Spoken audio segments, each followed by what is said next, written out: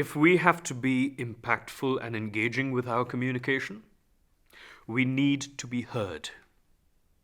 And in order to be heard, one of the many elements that exist in the voice, things like pitch, intonation, inflection, and pace, are all very important.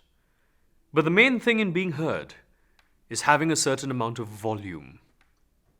Volume is the amplitude that carries our voice forward and enables us to be heard.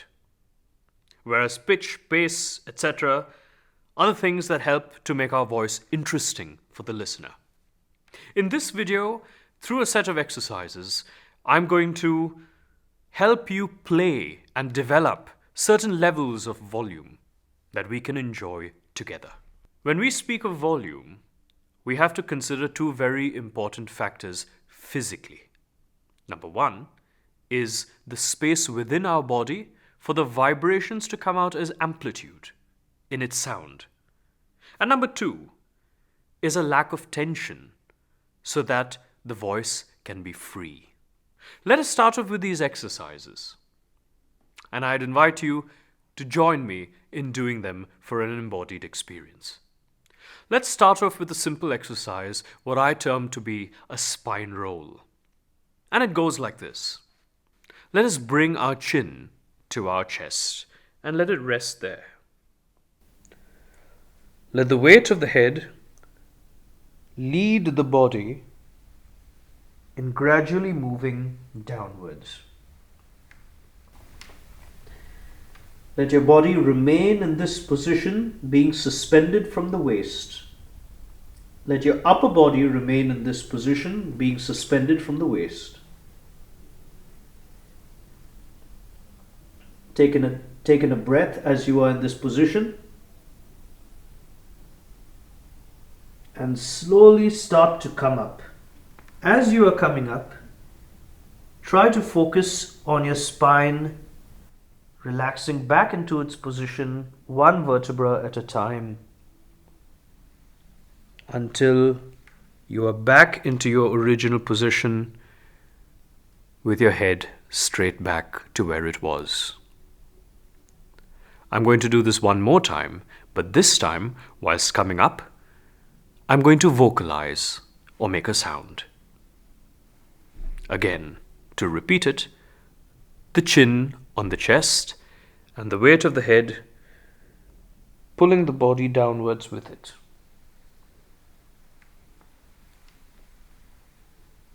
Breathe in and get ready to vocalize while coming up.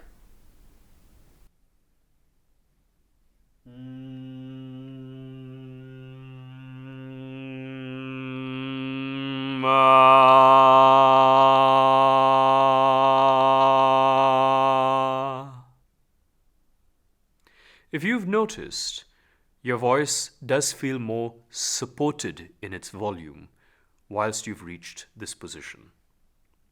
The second exercise is finding space at the back of your mouth. Try this. When you are speaking, let us make more space in this cavity, in the cavity what we term as the oral cavity. So instead of speaking this way, where many of us don't really move our mouth and speak, and so in doing so, even our volume gets very restricted, how about we open our mouth so automatically the voice carries forward and it has more space to vibrate internally so that the tone and the volume is much fuller when it comes out. Of course, I'm exaggerating it for you. However, I'd like you to do this as an exercise, the exaggerated version. Practice this every day to create more of a space in the mouth. I will do this for you one more time. Instead of talking like this and not opening your mouth and just being very soft with it, and even if I'm trying to get my voice out, it's becoming very hard, I'm just going to open my mouth like this and talk to you so that there is space at the back of my mouth and you can hear that my voice is much fuller and is much more whole. The third and final exercise in this video is going to be humming, a simple humming exercise. And by that, I mean when you hum, the resonance that is created carries the voice forward to the person you are communicating to. For instance, and I will demonstrate, my name is, my name is Graham, versus my name is, my name is Graham. And I'm going to compare the two now. My name, my name. As you can hear, the voice automatically is amplified forward when you speak it with a hum. Of course, when you go up on a professional stage, you're not going to be standing there and humming everything you're saying, but you use this exercise as a matter of habit and practice so that you can develop a stronger sense of resonance and develop a more robust vocal instrument. This is very powerful and vital for your communication in a professional setting. I will do this one last time.